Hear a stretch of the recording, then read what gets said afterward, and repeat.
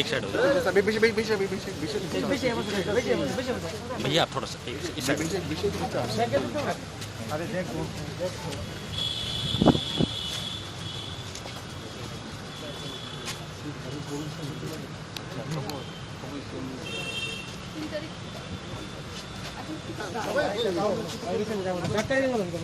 भाई भाई भाई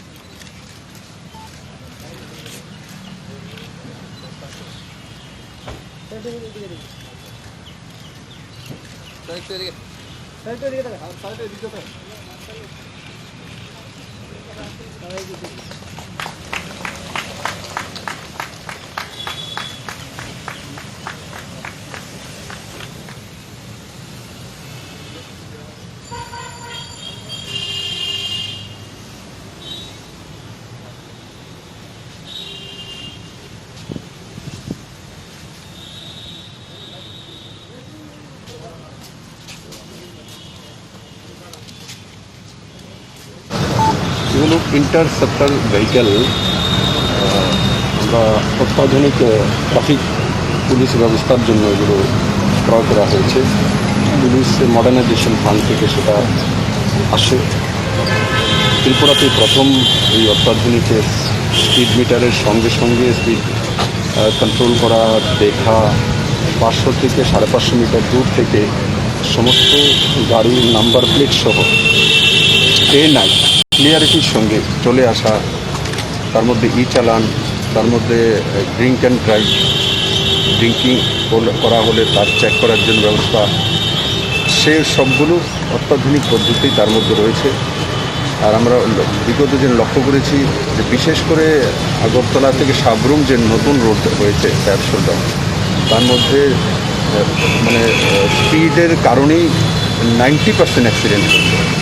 পুলিশ ট্রাফিক পুলিশ চাইলেও সেটাকে স্পিড ব্রেকার লাগিয়ে দেওয়া বা তার মধ্যে কোনো কন্ট্রোল করার ব্যবস্থা ব্যারিকেড লাগানোর পরেও দেখা যাচ্ছে যে সেগুলো মানছে না। তো এখন তার মাধ্যমে সেটা আমরা নিশ্চিত কন্ট্রোল করতে পারবো, কারণ এটা চালান হবে আর সঙ্গে সঙ্গে হোয়াটসঅ্যাপ করে তার কাছে পৌঁছে দেওয়া হবে আর সত্য কারবাই হবে তার মধ্যে। আর উইথ প্রুফ, আধুনিক প্রুফ থাকবে। বিশেষ করে আমরা এই রোডটাকে চিহ্নিত করেছি। আর জিরানিয়া আসামগর রোডে জিরানিয়া একটা পোর্শন আছে, জিরানিয়া মহানপুর পোর্শনটা, এই দুইটা পোর্শনেই ত্রিপুরা সবচেয়ে বেশি অ্যাক্সিডেন্ট হয়। আমি আশা করি এতে ত্রিপুরাবাসী লাভবান হবে এবং যারা এই ধরনের অনিয়ন্ত্রিত বাইক বা গাড়ি চালায় তাদের উপরে কন্ট্রোল আসবে এবং এতে অ্যাক্সিডেন্টের মাত্রা কম হবে এবং তাতে আমার ত্রিপুরা নিশ্চিত মানুষের জন্য একটা শান্তির সূচক হয়ে সবার জন্য সহযোগিতা করবে। তাতে কি রাত্রের যে অঘটনগুলো হচ্ছে সেটা কমানো এবং ক্রাইমগুলো কমানোর লক্ষ্যে এটা পদক্ষেপ নেওয়া? দেখুন, ক্রাইমগুলো এমনি তো আগরতলা সিটিতে কমান্ড কন্ট্রোল সেন্টার আছে, ইন্টিগ্রেটেড কমান্ড কন্ট্রোল সেন্টার। তার মাধ্যমে সমস্ত জায়গা থেকেই কেউ কোনোদিন আগরতলা শহরে মুভমেন্ট করলে সেগুলো আমরা সেন্ট্রালাইজ দেখতে পারি। আর তার সঙ্গে এই ভেহিক্যালটা যখন যোগ হবে তাতে আরও বেশি লাভ হবে। আর এমনি তো আজকের দিনে ত্রিপুরাতে ক্রাইম রেট কমেছে, আগরতলা সিটির ক্রাইম রেট কমেছে উইথ প্রুফ। তার একটা বড় কারণ ইন্টিগ্রেটেড কমান্ড কন্ট্রোল সেন্টার। তা দিয়ে পুলিশিং সিস্টেমকে আমরা আরও ডেভেলপ করছি এবং আমাদের কাছে প্রমাণ রয়ে থাকে কেউ কোনো মানে অনাধিকার মুভমেন্ট যখন হয় তো সিসিটিভির মধ্যে ক্যামেরা রোল থাকে, অত্যাধুনিক ক্যামেরা শুরু হয়। তো আগরতলার প্রত্যেকটি গলিগুলির মধ্যে শহরে সেটা রয়েছে এবং তার কারণে আগরতলাতে এখন ক্রাইম রেট অনেকটা কমেছে। আগামী দিনে আমি আশা করি যে ক্রাইম রেট আরও পুজো রিলেটেড একটা কথা, এই কয়েকদিন বাদেই তো পুজো শুরু হচ্ছে। আমরা দেখতে পেলাম যে উত্তর জেলায় 12টা থেকে কারফিউ জারি হয়েছে। আগরতলায় কীরকম কারফিউ বা পুজোর দিনগুলোতে কীরকম? গভর্নমেন্ট সেন্ট্রালাইজড কোনো এই ধরনের সিদ্ধান্ত নেয়নি কারফিউর বিষয়ে। গভর্নমেন্ট একটা গাইডলাইন চালু করেছে, গাইডলাইন জারি করেছে চিফ সেক্রেটারি, সেটা আপনাদের কাছে পৌঁছে গেছে। সেই গাইডলাইনটা হচ্ছে ত্রিপুরা সরকারের গাইডলাইন। এখন ডিএম ওখানকার পুজো কমিটির সঙ্গে কথাবার্তা বলে ক্লাব বিভিন্ন সংস্থানের পর যদি কোনো সিদ্ধান্ত উপনীত হয় সেটা আলাদা বিষয়। স্থানীয়ভাবে কোনো বিডিও, কোনো ডিএম, কোনো এসডিএম যদি সিচুয়েশন ডিমান্ড করে, যদি স্থানীয় লোক বলে, তো সেটা করতেই পারা যেতে পারে। কিন্তু সেন্ট্রালাইজ ত্রিপুরা সরকার কোনো ন্যায় চাষের জন্য কোনো এখনও দিশা নির্দেশিকা থাকে। পুজো উপলক্ষে আপনার কী বার্তা থাকবে? পুজো উপলক্ষে আমার এটাই বার্তা থাকবে যে আমি সবার সহযোগিতা চাই। যেভাবে আমরা জনতার কার্যগুলিতে সাড়া দিয়েছি মাননীয় প্রধানমন্ত্রী, যেভাবে ত্রিপুরাতে লকডাউনের সময় আমরা স্বতঃস্ফূর্তভাবে সাড়া দিয়েছি, আমি সবাইকে বিনম্র নিবেদন করব ভিড় না করা, সোশ্যাল ডিস্টেন্সিং মেনটেন করে করা। আর সেগুলো যদি আমরা করতে পারি তাহলে আমরা যেভাবে করোনাতে এখন বেরিয়ে আসছি, ত্রিপুরাতে এখন ডেথ রেট কমেছে, রিকভারি রেট 90% পৌঁছে গেছে, ওর সব ব্যবস্থা সঠিকভাবে যাচ্ছে।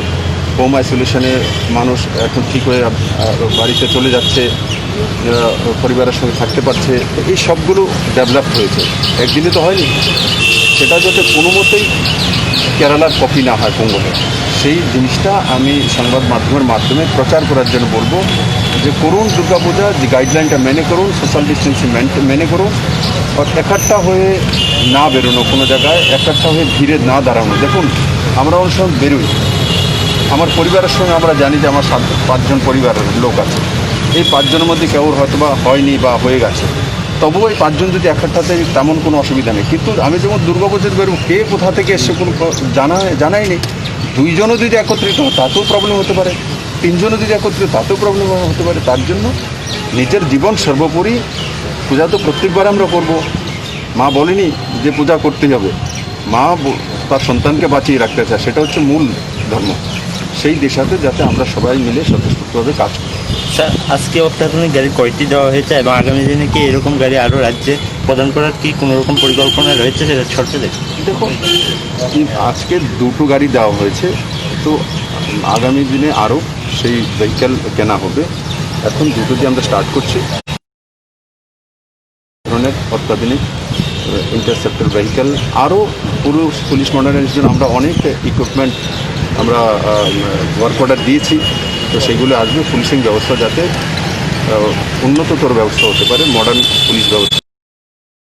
2টি গাড়ির উদ্বোধন করা হয়েছে, এক্ষেত্রে কত টাকা ব্যয় হয়েছে রাজ্য সরকারের? দেখো, এই গাড়ির 15 লাখ টাকা করে একটা গাড়ি।